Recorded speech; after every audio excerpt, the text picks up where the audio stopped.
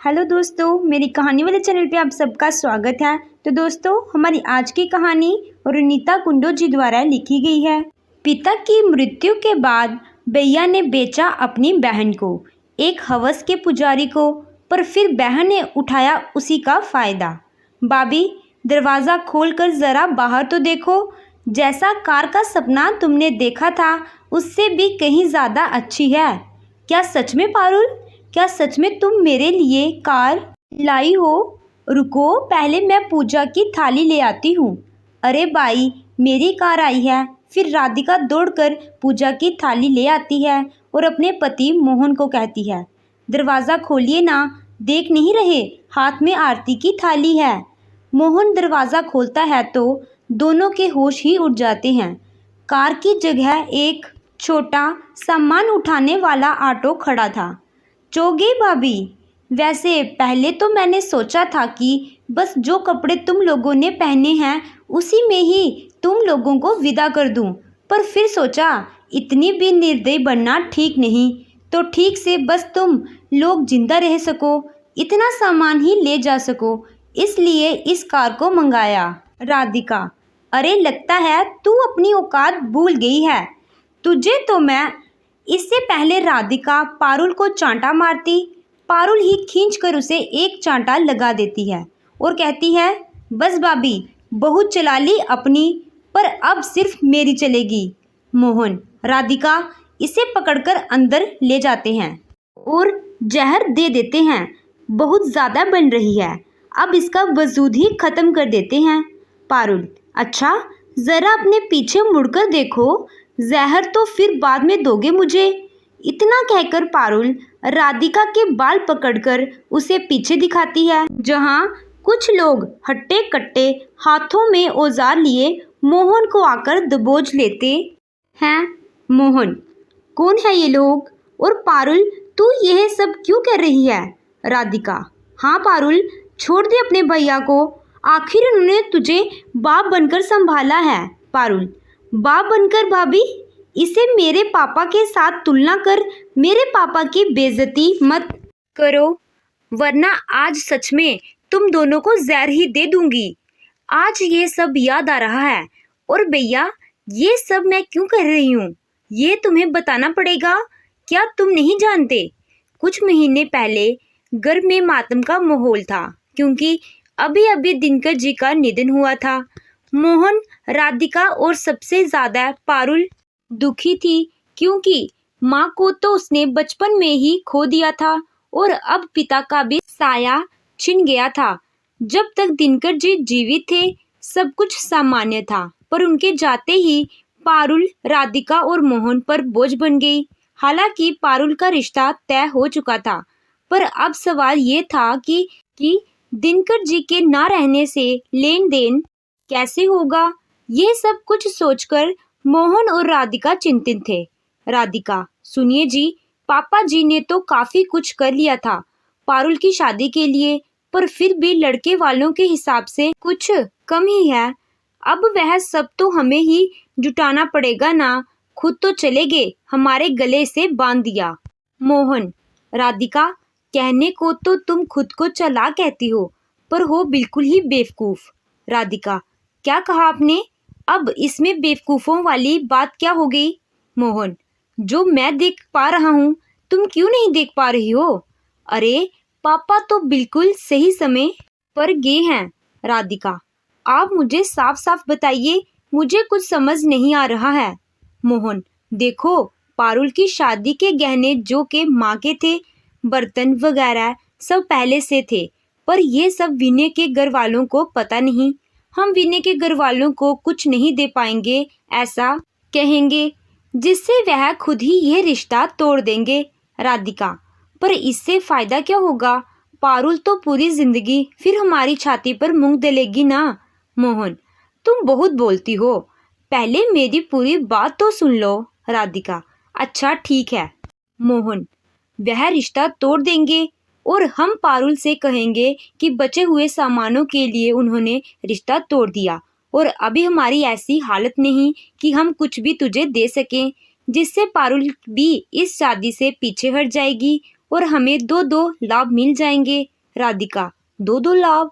मोहन, हाँ, पहला माँ के सारे गहने महंगे सामान हमारे पास ही रहेंगे और दूसरा तुम्हें हमेशा के लिए मुफ्त की नौकरानी मिल जाएगी। कहो कैसा लगा? राधिका खुश होते हुए, अरे वाह, क्या आइडिया है, इतना तो मैंने सोचा ही नहीं। सही कहा आपने, मैं बड़ी बेवकूफ हूँ। उसके बाद मोहन ने वैसा ही किया और पारुल की शादी टूट गई। अब शुरू होने वाला था पारुल के जीवन का दर्द भरा लम्हा। एक दिन राधिका पारुल के कमरे में जाकर कहती है, पारुल देखो, अब पापा जी तो रहे नहीं जो तुम्हारा खर्च उठाएंगे और तुम्हारे भैया की दुकान इतनी चलती भी नहीं, तो ऐसे में हमने थोड़ी बचत करने की सोची।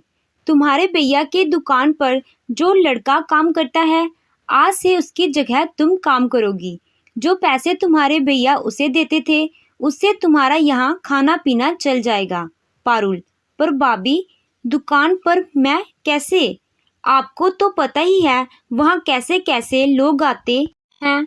राधिका, तो तुम क्या कोई हूर की परी हो जो वह लोग तुम्हें उठाकर ले जाएंगे? सुनो, यहाँ रहना है तो ये सब तो करना ही पड़ेगा, समझी? वरना जाकर सड़क पर रहो। और वैसे भी आजकल लड़कियां हर काम करती हैं, तो दुकान पर बैठने में कैसी शर्म। बेचारी पारुल के पास और कोई रास्ता ही नहीं था। वह अब अपने भैया के दुकान पर दिन में काम करती और शाम को घर में। एक दिन मोहन आकर राधिका से कहता है, जानती हो राधिका, तुम्हें तो पता ही है साहूकार का कर्जा मैं चुका ही नहीं पा रहा हूँ, ऊपर से सूद भी बढ़ता ही जा रहा है। पर आज उसने एक प्रस्ताव रखा। राधिका, प्रस्ताव? कैसा प्रस्ताव? मोहन, वह पारुल से शादी करना चाहता है, बदले में वह मेरा सारा कर्ज माफ कर देगा। राधिका, उस दिन तो मुझे बड़े बेवकूफ कह रहे थे और आज खुद ही बेवकूफों वाली बात कर रहे हो। यह तो बहुत अच्छी खबर है, उसमें इतना उदास होने की क्या बात है। हमारा कर्ज भी चुक जाएगा और यह करमजली भी यहाँ से विदा हो जाएगी। मोहन, पर मैं इसलिए उदास हूँ क्योंकि मेरी बहन मेरे कर्जे से ज़्यादा महंगी है। राधिका हैरान होकर, आज बाई वाला प्यार कहाँ से जाग गया? कल तो आपने ही उसकी शादी तुड़वाई और आज? मोहन, अरे प्यार व्यार कुछ नहीं, वह तो मैं कह रहा था कि वह साहूकार बुढ़ा और मेरी बहन जवान, मेरे कर्ज से कहीं ज़्यादा कीमती है यह शादी। इसलिए मैंने साहूकार से कहा कि मुझे मेरा कर्ज माफ़ और ऊपर से 5 लाख चाहिए और पारुल बस 2 जोड़ी कपड़े में ही जाएगी। तो फिर क्या कहा साहूकार ने? राधिका ने आंखें बड़ी करते हुए कहा, वह सोचकर कल बताएगा, पर मुझे पता है वह हाँ ही करेगा क्योंकि मैंने उसकी आंखों में पारुल के लिए हवस देखा है। मोहन ने कहा, फिर तो आपको 10 लाख कहना चाहिए था। राधिका ने कहा, मोहन, इतना लालच भी ठीक नहीं राधिका, इस बनगार से इतना ही मिल जाए बहुत है, ऊपर से माँ के गहने भी तो हैं। अगले दिन मोहन, बात बन गई राधिका, अब तो शादी की तैयारी करो। राधिका, पर पारुल, क्या वह मानेगी? मोहन, मानेगी नहीं तो मनवाएंगे, उसकी मर्जी हो ना हो, ये शादी तो ज़रूर होगी। फिर राधिका और मोहन पारुल के पास जाकर कहते हैं, पारुल, हमने तुम्हारा रिश्ता तय कर दिया है और परसों ही तुम्हारी शादी है। पारुल, क्या? मेरा रिश्ता? पर किससे? तुम लोगों ने मुझे पूछना तक ज़रूरी नहीं समझा। मोहन, देख पारुल, पापा तो रहे नहीं जो तेरे नखरे सहे, और दहेज देकर हम तेरी शादी करवा नहीं सकते। ऐसे में ये रिश्ता आया, इसे कुछ भी नहीं चाहिए, ऊपर से अमीर, तू वहाँ खुश रहेगी। पारुल अब खामोश हो जाती है क्योंकि सच ही तो कह रहे हैं भैया, बिना दहेज के शादी कौन करेगा। पारुल यही सब सोच रही थी कि तभी मोहन उसके सिर पर हाथ फेर कर कहता है, देख पारुल, मानता हूँ कि मैं कभी कभी तुझे डांट फटकार देता हूँ, पर तेरा बुरा कभी नहीं चाहूँगा। तू यहाँ जिस कमी में रहती है, मैं नहीं चाहता तू ससुराल में भी वह कष्ट झेले। तेरे ससुराल में तुझे सारा सुख मिले, मैं तो बस यही चाहता हूँ। पारुल भी मोहन के प्रपंच को समझ नहीं पाती और बाबुगतावश इस शादी को अपनी रजामंदी दे देती है। 2 दिनों में शादी थी तो जाहिर है मोहन किसी को न्योता भी नहीं देगा और शादी भी एक दूर के मंदिर में रखवाया था उसने। शादी वाले दिन पारुल अपनी भावनाएं समझ नहीं पा रही थी। वह खुश भी होना चाहती थी पर फिर उसे ना जाने क्यों एक अनजाना सा डर सता रहा था। अभी तो उसने अपने होने वाले पति को देखा भी नहीं था, पर जब वह मंडप पर अपने पति का चेहरा देखती है तो उसके पैरों तले जमीन खिसक जाती है। यह तो वही साहूकार है जिसकी गंदी नजर मुझ पर थी। फिर पारुल अपनी भाभी से कहती है, भाभी ये सब क्या है, मुझे इससे शादी नहीं करनी। राधिका, अब कुछ नहीं हो सकता पारुल, शादी तो तुम्हें करनी ही पड़ेगी, वरना यहाँ से अब घर नहीं सीधा शमशान जाओगी और ये तुम्हारे भैया का आदेश है। पारुल अब और कुछ नहीं कह पाती और दोनों की शादी हो जाती है। पारुल तो पहले ही साहूकार को पसंद नहीं करती थी, इसलिए वह उसे अपने पास भी भटकने नहीं देती, जिससे साहूकार बहुत नाराज हो जाता है और पहुंच जाता है मोहन के पास। मुझे अपना पैसा वापस चाहिए और अपना कर्ज भी। ले जाओ अपनी बहन को, तुम लोगों ने धोखा किया है मेरे साथ। तुम्हारी बहन को जब यह शादी मंजूर नहीं थी तो तुमने ये बात मुझसे पहले क्यों नहीं कही। मुझे अभी अपना पैसा और कर्ज वापस चाहिए, वरना मैं पुलिस बुला दूंगा। मोहन डर जाता है और कहता है, आप हमें थोड़ा समय दीजिए, हम समझाएंगे पारुल को और जो वह ना समझी आपका सारा पैसा लौटा देंगे। साहूकार, नहीं, मुझे तुम धोखेबाजों पर अब बिल्कुल भी भरोसा नहीं, मुझे अभी अपना सारा पैसा वापस चाहिए। मोहन, ठीक है, आप अभी इतने पैसे रख लीजिए, बाकी मैं अपने कर्जे के लिए अपने घर के कागजात आपके पास सौंपता हूँ। जब मैं अपना कर्ज चुका दूंगा ये कागजात भी ले लूंगा।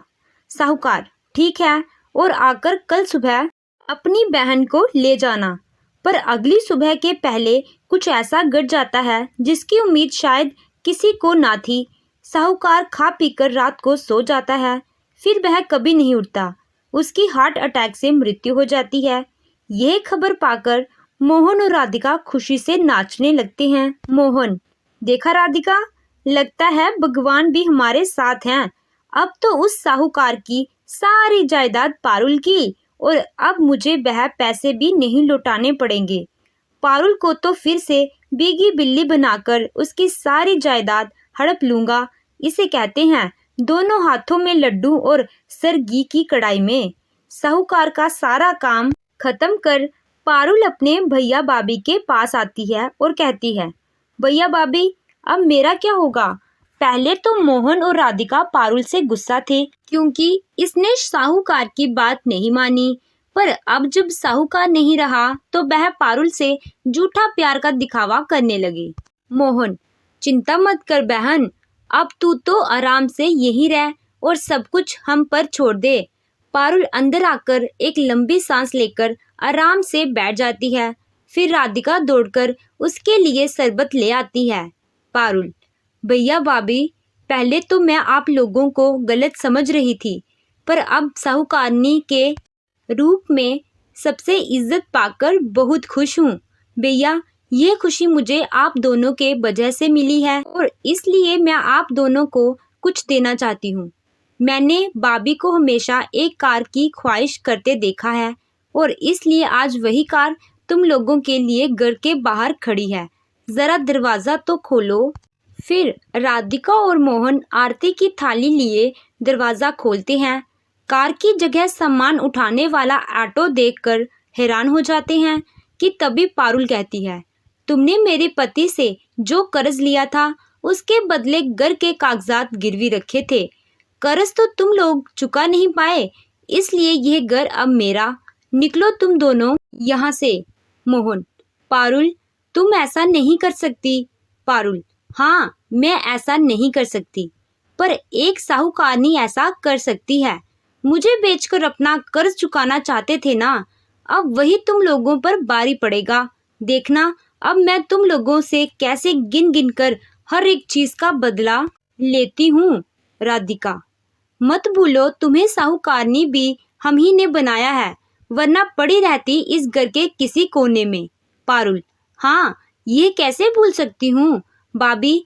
जो भाई अपनी बहन से रक्षा सूत बंधवाकर उसकी रक्षा करने का वचन लेता है, पर वही भाई अपने बहन के ऊपर गंदी नजर डालने वाले ही उसकी शादी करवा देता है और उसे हवस के पुजारी के पास बेच डालता है। ये मैं कैसे भूल सकती हूँ। पर अब जब ऐसा हो ही चुका है तो क्यों ना उसी को अपना हथियार बना लूं। भैया, भाभी, कल तुम्हारा दिन था और आज मेरा दिन है। और हाँ, जब तक अपना सारा कर्ज नहीं चुका देते, इस घर के सिवाय अपने कपड़ों के अलावा और कुछ भी नहीं ले जा सकते। दोनों वहां से सिर झुकाए निकलने लगते हैं कि पारुल तभी उन्हें फिर से रोककर कहती है, अरे एक खबर और है। पता नहीं तुम्हारे दुकान पर आग कैसे लग गई, लगता है शॉर्ट सर्किट हो गया। मोहन और राधिका दौड़कर जब दुकान पहुंचते हैं तो वहां का नज़ारा देख समझ आते हैं कि जो बोते हैं वही पाते हैं। शायद आज सिर्फ इस दुकान में ही आग नहीं लगी, हमारी किस्मत में भी अब आग लग चुकी है। तो दोस्तों, आपको ये कहानी कैसी लगी? कहानी अच्छी लगी हो तो वीडियो को लाइक कीजिएगा, चैनल पे नए हो तो चैनल को सब्सक्राइब कीजिएगा। Thank you.